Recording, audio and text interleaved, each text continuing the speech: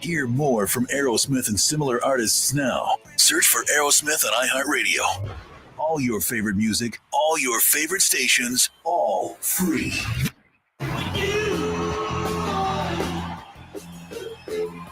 Visit FoxSports940.com for your chance to win a pair of tickets to see The Who on Saturday, August 16th at Amerant Bank Arena. Get tickets now at SeatGeek.com.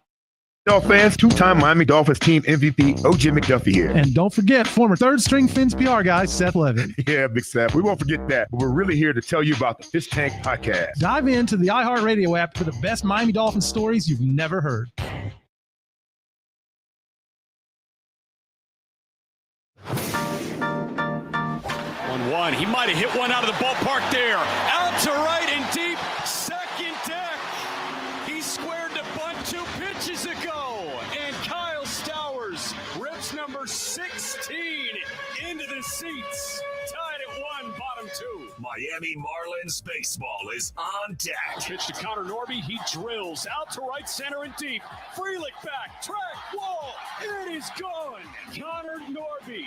He's getting right. 1-1 pitch. That one hammered out to left center field and deep. Martian Rojas back. They're looking up, and it's gone. Wag attack. A 2-run homer. Marlins on deck. Brought to you by ADT, the official smart security partner of the Miami Marlins and Norwegian Cruise Line. Experience more at sea. Let's head out to the ballpark. Here's your host, Steven Strong. All right, nice job, Carlos. Welcome. We are live from Truist Park here in Atlanta, Georgia, high above the field and inside the broadcast booth on what I would say a mild 81-degree Thursday night. It should be a beautiful night here at the ballpark. You're listening to Miami Marlins baseball on the radio, Fox Sports 940 Miami. Game 114 of 162. Now, I need you guys to do me a favor. Raise your hand if you had on your bingo card 5 months ago the Miami Marlins ahead of the Atlanta Braves in the division on August 7th and winning 9 more games than the Braves. And I'm not done yet. The Marlins sit 6 games back of a wild card spot. The Braves are staring at 15 games. Now, tonight, Miami begins a quirky 3-city, 11-game road trip that will require 5 games in Atlanta after a postponement that came back on April 6th. This is a pivotal road trip and one that will determine whether or not the 305 will see meaningful September baseball. And no better man to have on the hill tonight than Yuri Perez. We're pumped to bring you game 1. I've been waiting to say this for a while, of a 5-game NL East clash between the 47 and 66 Atlanta Braves and your 56 and 57 Miami Marlins. Yuri Perez, the aforementioned Perez, will toe the rubber for Miami tonight. He's 4-1 with a 1.06 ERA in his last 6 starts. He will go opposite the veteran Carlos Carrasco in season 16, 38-year-old right-hander who was traded from the Yankees for cash considerations on July 28th. He did toss a quality start in his first start with the Atlanta Braves. We get going tonight at 7:15 right here on the Marlins Radio Network. Hi, everyone. Thanks for making Marlins on Deck a part of your Thursday night with Jack McMullen and Gabby Sanchez. I'm Steven Strom. We got a wonderful show ahead. We're going the distance, and we thank you for your participation. We'll begin where both teams are at. We'll also have Clayton McCullough on to discuss Game 1 and when he found out Yuri Perez was special. Really cool story ahead. We will get you out of the count with Perez and Carrasco. Jack and I will break down some storylines tonight. Our Expo question today at Marlins Radio and Steve's guarantee to victory. So we'll start here with the Miami Marlins, a game under. Here's what I was thinking last night. You ever experience a wedding weekend filled with pure love, joy, and a feeling of nirvana, then head back to work to your 9 to 5 on Monday, and there's this emotional hangover? That's kind of how the Marlins week went at home. They take 3 games against the Yanks Friday, Saturday, Sunday. Then they dropped 2 out of 3. And there's no disrespect because the Astros are a superb team. But it felt like there was an emotional hangover that the Marlins experienced on Monday, Tuesday, but they got one yesterday in a big way. You wanted to end that homestand at 4-2. And again, it is this Marlins youngsters that have continued to surge. We'll start with Heriberto Hernandez, who homered yesterday. He's hitting .282 with 3 home runs, 8 RBIs in his last 11 games. Xavier Edwards, does anyone have a quieter 4-hit game than Xavier Edwards? He had another one last night. He's batting .337 with 10 home runs, or 10 RBIs rather, and 19 runs scored over his last 25 games. And how about Graham Pauley, who's come up from AAA? Remember, he got optioned, came up from AAA for a second time, and has hit 2 home runs, hit 1 against the Yanks and 1 against the Atlanta Braves. He is now batting .304 with 4 extra base hits in his last 11 games. But the big story for the Marlins, the emergence of Jacob Marcy. He's reached base in 5 of his first 6 games. He's batting .438. He's 7 for 16 to start his career. And it's really been how he's gotten on base. He's drawn 6 walks, and he's had 5 extra base hits. So the offense collectively, good signs yesterday. And tonight, again, we will pass the torch to Yuri Perez, who owns a 2.99 career ERA in 141 1/3 innings pitched. He's making his 30th career start tonight. He could join Jose Fernandez and Dontrell Willis as the only Marlins with a sub-3 ERA in their first 30 starts. For the Braves, 19 games under 500. Let's really hit this. The Braves won a World Series in 2021. They won 100 games in back-to-back seasons. But this season has been a disaster. They're on pace to have their worst year since they lost 93 games in 2016. And the team went into this free fall in July, dropping 15 of their last 21 games. Now, past the month of July, they've dropped 13 of 18 since the All-Star break. Austin Riley just hit the shelf. It's really been about injuries for the Atlanta Braves. All 5 starters have spent time on the 60-day IL. Marcell Ozuna, he looks 34 years old now. He's OPSing .762 with just 15 home runs. This is a guy in Ozuna who had 39 last year. The Braves got a little bit of a boost with Ronald Acuna Jr. coming back, but then he got right back on the IL. He's currently day-to-day while recovering from a grade 1 calf strain. Again, placed on the 10-day IL. He's eligible to come back on August 9th. We shall see what happens. With all that being said, Matt Olson, Austin Riley, who's also on the IL, Marcell Ozuna, and Ozzie Albies can click at any moment. And you have to play them like they've posted their normal numbers. This, to me, is a cautionary tale series, and this is going to test the emotional maturity of the Miami Marlins. Everyone watches TV.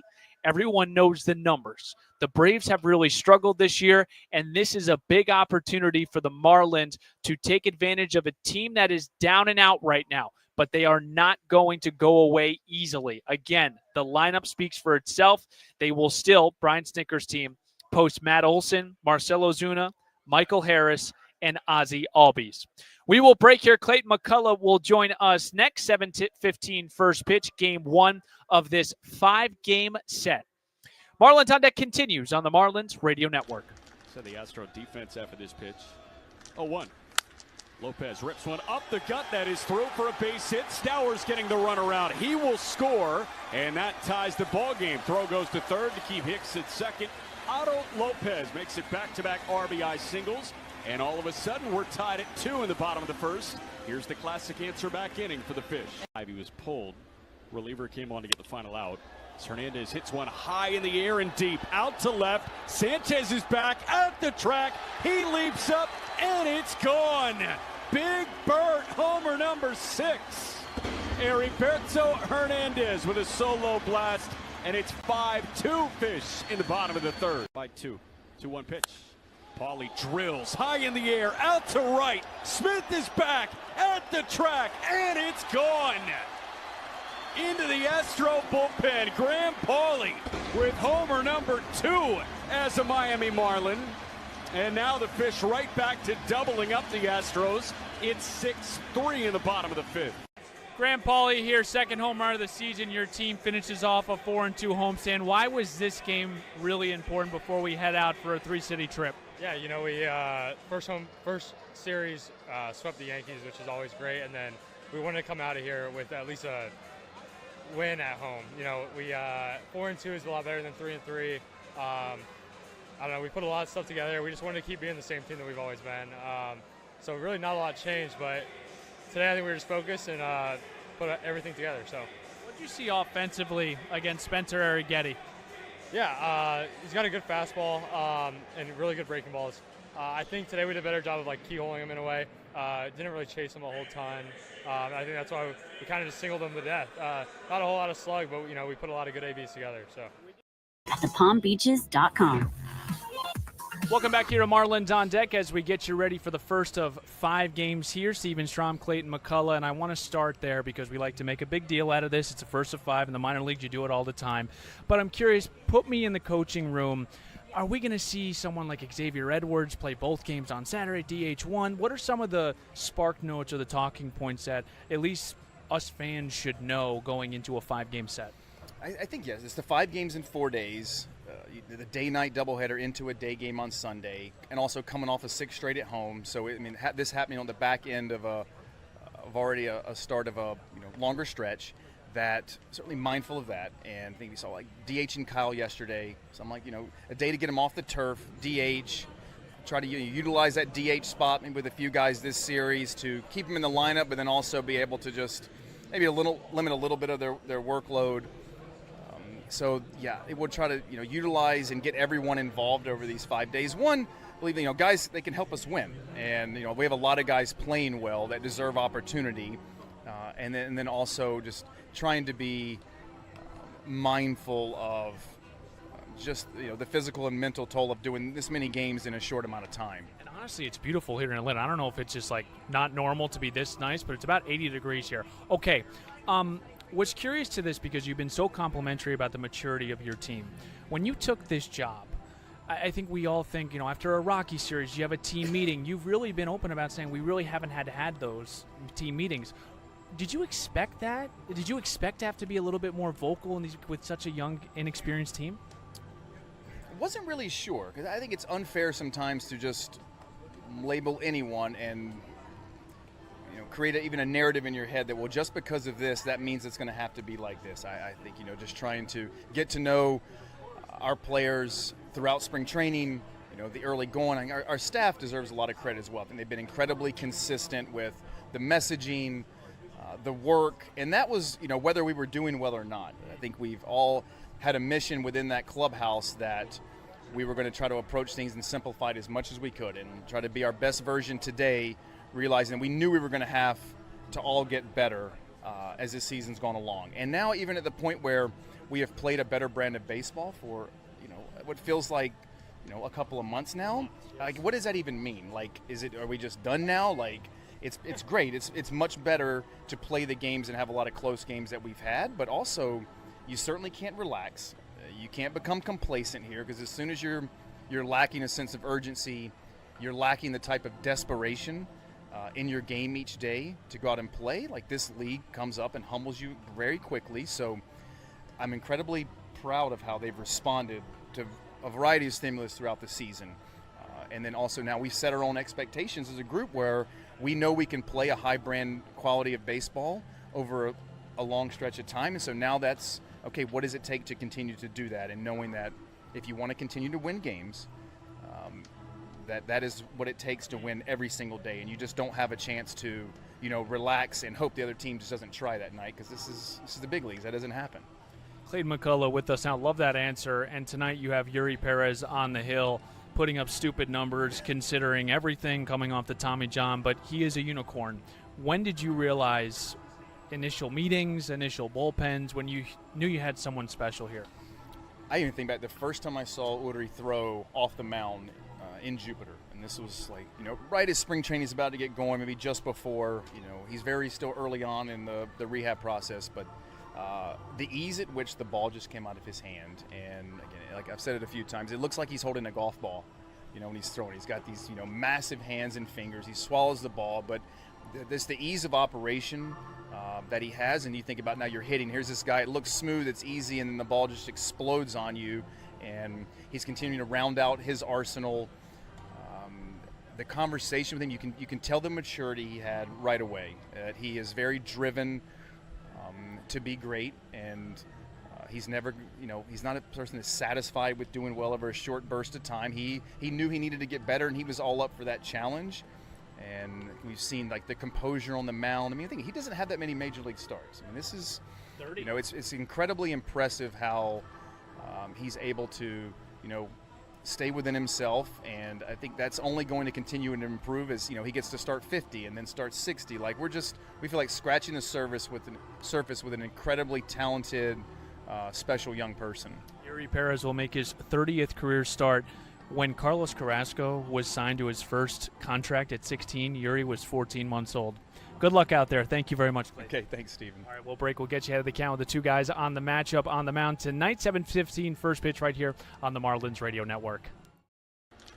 So the Astro defense after this pitch. 0-1. Lopez rips one up the gut. That is through for a base hit. Stowers getting the run around. He will score, and that ties the ball game. Throw goes to third to keep Hicks at second. Otto Lopez makes it back-to-back RBI singles. And all of a sudden, we're tied at 2 in the bottom of the first. Here's the classic answer back inning for the Fish. He was pulled. Reliever came on to get the final out. Hernandez hits one high in the air and deep. Out to left. Sanchez is back at the track. He leaps up, and it's gone. Big Bert, homer number 6. Heriberto Hernandez with a solo blast. And it's 5-2 Fish in the bottom of the third. By 2. 2-1 pitch. Paulie drills high in the air, out to right. Smith is back at the track, and it's gone. Into the Astro bullpen, Graham Paulie with homer number 2 as a Miami Marlin. And now the Fish right back to doubling up the Astros. It's 6-3 in the bottom of the 5th. Graham Paulie here, second home run of the season. Your team finishes off a 4-2 homestand. Why was this game really important before we head out for a 3-city trip? Yeah, we first series swept the Yankees, which is always great, and then we wanted to come out of here with at least a win at home. 4-2 is a lot better than 3-3. I don't know. We put a lot of stuff together. We just wanted to keep being the same team that we've always been.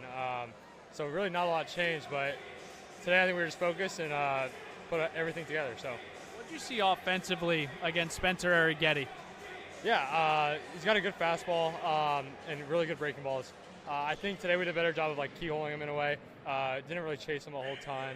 I think that's why we kind of just singled him to death. Not a whole lot of slug, but we put. Exclusions apply. See store for details. Hey, this is Anthony Bender, and you're listening to Marlins on Deck with Steven Strom on the Marlins Radio Network. Welcome back here to Marlins on Deck on this Thursday night in Atlanta. Steven Strom, Marlins on Deck. Jack McMillan, Gabby Sanchez, those two have your call. Jack will actually join me in the next segment. It is turning into a beautiful night here in Atlanta, about 80 degrees. Usually they call it Hot Atlanta here. It was gorgeous. I could have wore a hoodie here tonight. Yuri Perez will go opposite Carlos Carrasco. Tonight it's game 1 of a 5-game set here in Atlanta. First of a 3-city road trip for the Fish. We'll start here with Yuri Perez, 22-year-old right-hander from Santiago in the Dominican Republic. He'll make his 11th start of the season, 4-3 at 2.70 ERA, over 50 combined innings pitched. He's been dominant the last 6, but let's talk about the one on Saturday against the Yanks. He notched the win, allowed 2 hits, 3 walks, 6 scoreless, generated 13 swings and misses, punched out 5. Third quality start of the season for Yuri Perez, and the third time completing 6 innings for Perez. Over his last 6, like we mentioned before, a 1.06 ERA, over 34 frames, 37 punchies to 8 free passes. Yuri's making his 30th career start, and that is worth noting because he could join Jose Fernandez and Dontre Willis as the only Marlins with a sub-3 ERA in its first 30 career starts. He did make a start against Atlanta on June 21st, 4 2/3, 3 hits, 3 runs, 6 punch-outs, and 2 walks. Remember, Perez felt nervous, he said in his post-game availability. It was the first time in his career his parents attended a game that were at Lone Depot Park. Perez will go opposite a 38-year-old right-hander from Venezuela, Carlos Carrasco. He will start for the 8th time this season and 2nd time with his new team, the Atlanta Braves. Carrasco has played in 16 seasons. This is a guy that never made an all-star team, but Cookie was always a key cog in a rotation. He was overshadowed by someone like Shane Bieber or Jacob deGrom or Corey Kluber. Atlanta stacked Carrasco from the New York Yankees on July 28th for cash considerations. Every member of that starting rotation for the Atlanta Braves has spent some time on the 60-day IL. For Carrasco, though, he did deliver a quality start on Thursday against the Reds, allowed 3 runs over 6 frames, 5 punch-outs. The context from that start, he allowed all 3 runs in the first 3 innings, but settled in. Career-wise against Miami, he's made 12 starts. He's 5-2 with a 3.38 ERA. Carrasco will feature a slider, a four-seamer, a sinker, a changeup, and a curveball. An opponent's written 308 against that slider, 371 against that four-seamer, and 279 against that sinker. Again, at 38 years old, he's not pumping gas here, folks. That 91-mile-per-hour fastball isn't going to change a ton. Carrasco will go opposite Yuri Perez here at 7:15. We'll break. Jack McMullen will join me next to talk storylines, keys to victory, and keys to a 5-game series win for the Marlins. Pivotal trip. We'll talk more on the Marlins Radio Network. Hey, it's the Good Greek Spiro. Man gone, and the 3-1 pitch. Augustine cranks out to left and deep. He didn't miss a stitch of it. Solo blast for Augustine, number 16 on the year. He got 98 over the heart of the plate and 112 on the way out. All right, here's the 1-2. I got a question for you guys. That's ripped. Left center field and deep. Grisham going back. It's going. It's gone. Goodbye. Agustin Ramirez has hit his 2nd home run of the game in as many at-bats against his former organization, the Yankees. 2 solo shots. Have the Marlins up 2-0. Why do these wins feel a little bit different against this team in front of this crowd? I think it's just the atmosphere, for sure. Fans are making it feel like they're really special games, and I mean, we're playing good teams. These are the wins you need to get if you want to be one of those really good teams, and we feel like we are. We saw 25 runs total yesterday between these two teams. You caught a shutout tonight. What separates Yuri from the rest? I mean, I think he's just scratching the surface of what he could do. I think if you ask him, he didn't have his best stuff tonight, and that's just like a testament to how good his stuff is. I mean, he's going to compete like no other, and he's going to battle with what he's got, and I mean, he's got some crazy gifts. What happened with the pitch comm? I saw you guys going back and forth. Yeah, I don't know. He couldn't hear it. It wasn't working. It was only working every few pitches, so we had to figure that out. We were going to have to go old school if we couldn't figure it out. How do you assess where this team is at right now? I think we're just taking it day by day. I think everyone in that clubhouse knows. Línea Unlimited Local y AT&T Internet 300 más una línea Unlimited Starter SL. Requiere Xfinity Internet. Velocidades reales varían. Velocidades se reducen después del uso de 30 GB por línea. Los límites de datos y los ahorros reales varían. Off and running here on a Thursday night from Truist Park in Atlanta. Steven Strom, Jack McMullen, Gabby Sanchez. Jack joins me now, but before listening to your Marlins on the go, download the iHeartRadio app and make Fox Sports 940 your top preset to listen to every Marlins game this season. First to 5 here, Jack. It's going to be a 3-city road trip. We've got 3 of these left, 2 of them 3-city. And tonight we'll start in Atlanta. And just thinking about this series as a whole, Jack, you look at the Braves record, 19 under. But to me, man, this is a cautionary tale series. You look on the lineup card, you still see Marcell Ozuna, you still see Matt Olson, you still see Michael Harris, and you still see Ozzy Albies. So a couple of ways to define a trap game in college basketball, right? Number one, a trap game could be Belmont, and Belmont is one of the best mid-major schools in America. So you run into a high-level mid-major school, that's a trap game because they're better than your conference would indicate. The other kind of trap game is if Lorenzo Romar just can't really get the Washington Huskies going, right? So, like, it's a good program, but it's just an underperforming high-major program that's been historically good. That's the Atlanta Braves. Is that the Braves? This is like the struggling Syracuse program or the struggling NC State program. You know what I mean? I love that comp. Yes. It's like, oh, they're 14-16 on the year, and they really have some guard issues, and then all of a sudden, that guard you've never heard of scores 30. Yeah. So it's like, okay, That, for me, is the Atlanta Braves. You have to, respect your elders kind of thing. Of course. And I think that you need to acknowledge that, okay, Atlanta's not very good right now. Why is that? It's because of pitching. All 5 of their starters on opening day in the opening day rotation are not only on the injured list, they're on the 60-day IL. Everybody's been hurt to the severity where they're out at least 2 months. And by the way, they've had other guys like Strider wasn't on the IL. Strider is back. He doesn't look like Spencer Strider right now coming off the internal brace. And by the way, we're not even seeing Spencer Strider. So it's the starting pitching department where the Marlins have the clear-cut advantage, and the bullpen where the Marlins have the clear-cut advantage. But when you look at this lineup, it's a good lineup. To your point, and they've had some underperforming guys, but Michael Harris is hitting 350 over his last 20 games.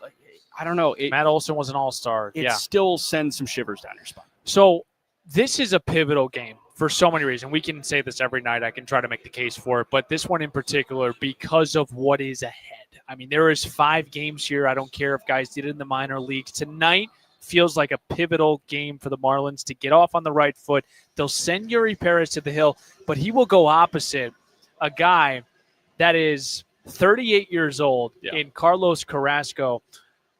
91 miles per hour I saw averaging on the 4-seamer. He has not had a great year, not a ton of sample size, but what do we expect from this version of Carlos Carrasco, Jack? He's going to try and beat you with paper cuts. You think about that first inning that the Marlins had yesterday against Houston where they had 6 singles for a 3-run first. That's going to be, if Carlos Carrasco logs a quality start for the second start in a row, that's how he's going to do it. And he's not going to do it by hitting singles. He's going to do it by surrendering hard contact, but it's a line out to left. And then it's an 105-mile-an-hour ground ball to short. I have no fear that the Marlins won't hit him hard. I feel like they're going to hit him hard. It's a matter of avoiding gloves and avoiding people in the infield and the outfield, and that's the toughest part. Carlos Carrasco has, struggled over the last couple of years, and this year is probably the biggest indication of that. At the end of the day, he's throwing his 4-seamer. Opponents are slugging over 700 against his 4-seamer, and he throws his slider more than any other pitch. Opponents are slugging over 600 against his slider. So everybody's hitting it hard. It's just a matter of, are you hitting it at a defender or not? Carrasco's made 12 career starts against Miami, 5-2 with a 3.38 ERA. I'll keep you here for a couple of more. A battle of 2 guys that are in the Rookie of the Year conversation. We know about Augustin Ramirez, Jack, but what has impressed you from afar about what Drake Baldwin has done for Atlanta? He's a really good defensive catcher. I think Drake Baldwin's emergence has made a former All-Star catcher in Sean Murphy expendable this offseason, and they didn't do it at the deadline, probably because the price wasn't met. I wouldn't have been stunned if they moved him at the deadline. They really didn't move anyone. That was a little surprising. Yeah, I was just talking to the Braves TV crew for a minute, Brandon Gaudin and CJ Nitkowski, and I was like, why Ozuna, Rysel, they're still here? And it's like, they just didn't really feel like the price was met for those guys. Kind of like us. That's like us. I said, that's exactly like us. If you're not going to meet the price that we have internally, right, you're not going to get our guys because we think they are better than the price you are offering us. And that's how Atlanta feels right now, particularly when it came to Rysel Iglesias. But I'd be a little surprised to see Sean Murphy still on this Braves roster on opening day next year because Baldwin has emerged as that everyday catcher of the future. He's a really good defender. And, by the way, he walks and he slugs. The OPS is over 800, and this guy is a net positive player in pretty much every facet of his game. He's as well-rounded a catcher that you've never heard of in Major League Baseball. And for a while, that was Will Smith with the Dodgers. Yes. That was Will Smith for 2-3 years, and then all of a sudden he ascended to star level. Drake Baldwin feels like he's knocking on the door of star level in 2-3 years, but he's going to be one of the more underappreciated catchers in baseball for the next couple. That's Jack McMullen. He has your call at 7:15 with Gabby Sanchez. I'm Steven Strum. Hello. Thanks for hanging out with us again. We usually do this before the game, before the series, Jack. Anyone in particular you can take out of this lineup for Atlanta that you feel, okay, we can't let X beat us? Who is that for you and why? Olson. It's got to be Matt Olson. And listen, Michael Harris is as hot as a match right now. So you would love to say Harris, but at the end of the day, this guy is a bad ball swinger. He chases a lot. He's also a bad ball hitter. And when he's going right, he's going to go get pitches above the zone, below the zone, inside and outside, and he's going to hit him hard. So you have to tip your cap if Harris finds success continuously. For me, Olson, you can have a plan of attack against that guy who has a longer swing. He's a massive hacker, but there are some blue zones in his game. Attack those And honestly, I'd be okay pitching around Matt Olson. You just don't want that guy beating you this week, especially with no Riley in the lineup. Good job, Jack. We will hear him and Gabby in about 17 minutes. We'll break here. We'll get our Expo question today at Marlins Radio, Steve's Guarantee. And then we'll play some baseball. Gabby and Jack have your call. 7:15 first pitch, 1 to 5 on the Marlins Radio Network. Number 1 on your car radio preset hand. The new Good questions. But it's not as easy as the guy that worked for the New York Post. First pitch to Troy Johnston, ripped into the right field corner. That is a fair ball. It short hops off the wall in the corner. They're going to hold Pauly at third, but Hernandez comes in to score from second. His first plate appearance in Miami. He's good based on the skill set. Kyle Stowers was bad for a month this year after he was amazing for 2 months and amazing for 2 more. Stowers hits one high in the air down the left field line, playable for Dominguez in foul ground. He makes the catch, but Johnson will tag and score from third base. It was in fair territory. If it was in foul ground, Dominguez might have let it drop, but he did make the catch. It plates another 75 and 49 or 49 yeah. something crazy. There's a shot, deep right field. Going back is Bellinger. He looks up, and it is gone. Kyle Stowers has done it again. This time a 3-run shot off the lefty. 6-1 Miami. Marcy looking for his first major league RBI. Rips one deep to center. Grisham going back, turns back, looking up, backhander, off the glove. It hits the wall. Marcy rounding second.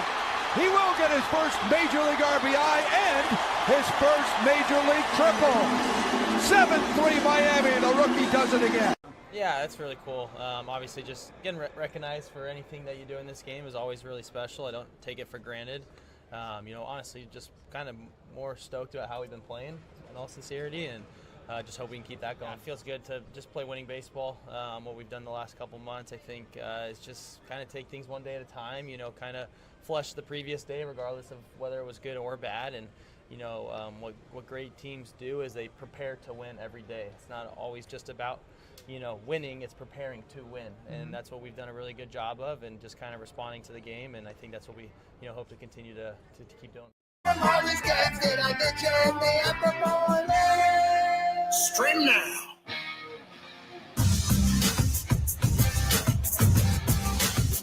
Back here in, I would say, hot Atlanta, but it is absolutely gorgeous out right now. About 80 degrees. You could wear long sleeves if you really wanted to. Tonight, Yuri Perez will toe the rubber for Miami, going opposite Carlos Carrasco here tonight. This is Marlins on Deck. Good job by Carlos Picari back in the Fox Sports 940 Marlins Radio Network studios.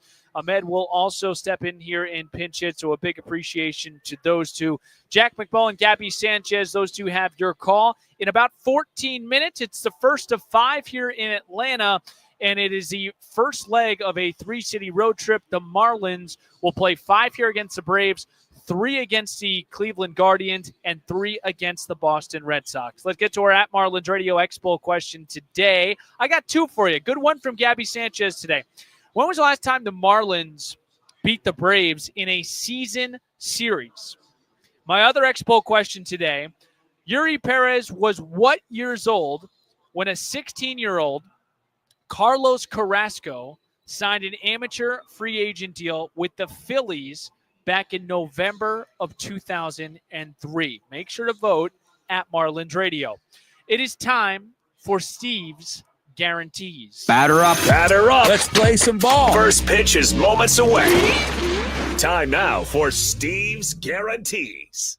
Got 3 for you. So I'm looking at Cookie Carrasco. He's got reverse splits. Again, it's a very small sample size. He hasn't pitched a ton this year, but righties are hitting 299 with a 989 OPS. I got a couple for you. Augustin Ramirez, extra base hit. Otto Lopez, extra base hit. Eric Wagaman, infield single. Carrasco doesn't get off the mound quickly. I like Wag's little swinging bunt. Get on, get going here. Big trip coming for Eric Wagaman. I'm saying it right now. Folks, I hope you got the itch for first pitch, because when we come back, Jack McMullen paints a picture. Gabby Sanchez, he's ready to rock. Starting lineups in first pitch is right around the corner. Thanks for tuning in to the Marlins On Deck pregame show. I'm Steven Strom. Let's flip the M together, Miami. Marlins baseball is next on the Marlins Radio Network. Sound